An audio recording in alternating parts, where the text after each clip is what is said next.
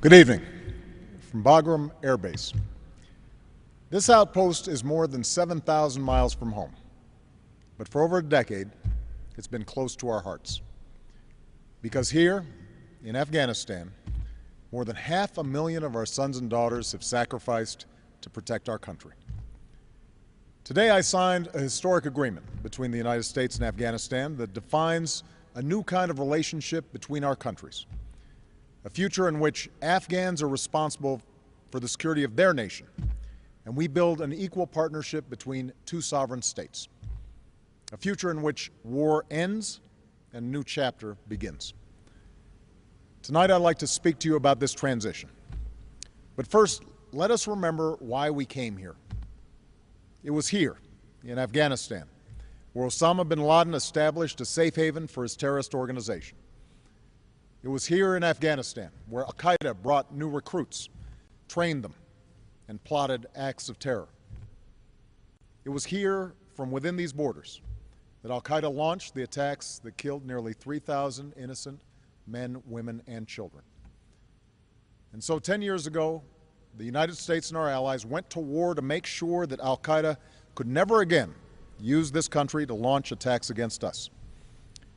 Despite initial success, for a number of reasons, this war has taken longer than most anticipated. In 2002, bin Laden and his lieutenants escaped across the border and established safe haven in Pakistan. America spent nearly 8 years fighting a different war in Iraq. And al-Qaeda's extremist allies within the Taliban have waged a brutal insurgency. But over the last 3 years, the tide has turned. We broke the Taliban's momentum. We've built strong Afghan security forces. We devastated al-Qaeda's leadership, taking out over 20 of their top 30 leaders. And 1 year ago, from a base here in Afghanistan, our troops launched the operation that killed Osama bin Laden. The goal that I set, to defeat al-Qaeda and deny it a chance to rebuild, is now within our reach. Still, there will be difficult days ahead. The enormous sacrifices of our men and women are not over. But tonight I'd like to tell you how we will complete our mission and end the war in Afghanistan. First, we've begun a transition to Afghan responsibility for security. Already nearly half of the Afghan people live in places where Afghan security forces are moving into the lead. This month, at a NATO summit in Chicago, our coalition will set a goal for Afghan forces to be in the lead for combat operations across the country next year. International troops will continue to train, advise, and assist the Afghans and fight alongside them when needed. But we will shift into a support role as Afghans step forward. As we do, our troops will be coming home. Last year, we removed 10,000 U.S. troops from Afghanistan. Another 23,000 will leave by the end of the summer. After that, reductions will continue at a steady pace with more and more of our troops coming home. And as our coalition agreed, by the end of 2014, the Afghans will be fully responsible for the security of their country. Second, we are training Afghan security forces to get the job done. Those forces have surged and will peak at 352,000 this year. The Afghans will sustain that level for 3 years and then reduce the size of their military. And in Chicago, we will endorse a proposal to support a strong and sustainable long-term Afghan force. Third, we're building an enduring partnership. The agreement we signed today sends a clear message to the Afghan people. As you stand up, you will not stand alone. It establishes the basis for our cooperation over the next decade, including shared commitments to combat terrorism and strengthen democratic institutions. It supports Afghan efforts to advance development and dignity for their people. And it includes Afghan commitments to transparency and accountability and to protect the human rights of all Afghans, men and women, boys and girls.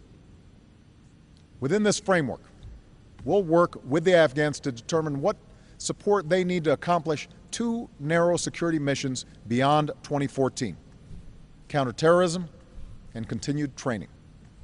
But we will not build permanent bases in this country. nor will we be patrolling its cities and mountains. That will be the job of the Afghan people. Fourth, we're pursuing a negotiated peace.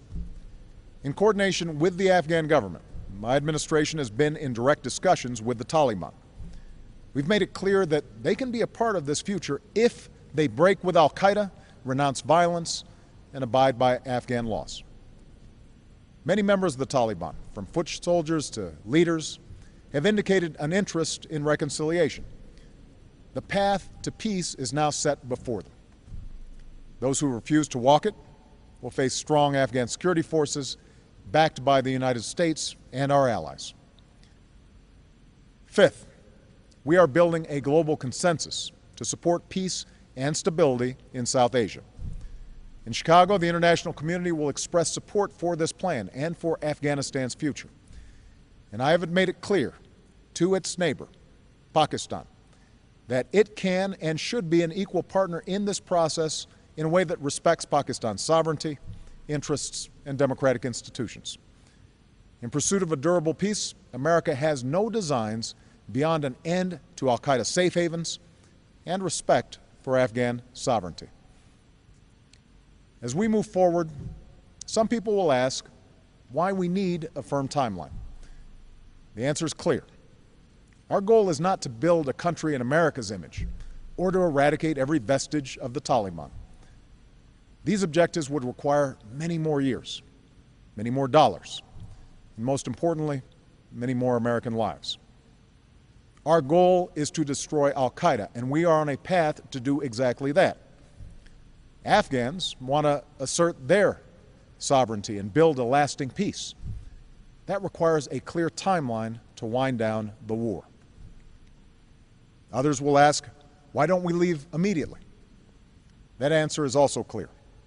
We must give Afghanistan the opportunity to stabilize. Otherwise, our gains could be lost, and al-Qaeda could establish itself once more. And as Commander-in-Chief, I refuse to let that happen. I recognize that many Americans are tired of war. As President, nothing is more wrenching than signing a letter to a family of the fallen. We're looking into the eyes of a child who will grow up without a mother or father. I will not keep Americans in harm's way a single day longer than is absolutely required for our national security. But we must finish the job we started in Afghanistan and end this war responsibly. My fellow Americans, we've traveled through more than a decade under the dark cloud of war. Yet here, in the pre-dawn darkness of Afghanistan, we can see the light of a new day on the horizon. The Iraq War is over. The number of our troops in harm's way has been cut in half, and more will soon be coming home. We have a clear path to fulfill our mission in Afghanistan while delivering justice to al-Qaeda. This future is only within reach because of our men and women in uniform. Time and again, they have answered the call to serve in distant and dangerous places. In an age when so many institutions have come up short, these Americans stood tall. They met their responsibilities to one another and to the flag they serve under. I just met with some of them and told them that as Commander-in-Chief, I could not be prouder. And in their faces, we see what is best in ourselves and our country. Our soldiers, our sailors, our airmen, Marines, Coast Guardsmen, and civilians in Afghanistan have done their duty. Now, we must summon that same sense of common purpose. We must give our veterans and military families the support they deserve and the opportunities they have earned. And we must redouble our efforts to build a nation worthy of their sacrifice. As we emerge from a decade of conflict abroad and economic crisis at home, it's time to renew America. An America where our children live free from fear and have the skills to claim their dreams. A united America of grit and resilience, where sunlight glistens off soaring new towers in downtown Manhattan, and we build our future as one people, as one nation. Here in Afghanistan, Americans answered the call to defend their fellow citizens and uphold human dignity. Today we recall the fallen and those who suffered wounds, both seen and unseen. But through dark days we have drawn strength from their example and the ideals that have guided our nation and led the world. A belief that all people are created equal and deserve the freedom to determine their destiny. That is the light that guides us still.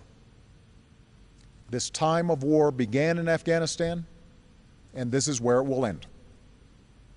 With faith in each other and our eyes fixed on the future, let us finish the work at hand and forge a just and lasting peace. May God bless our troops, and may God bless the United States of America.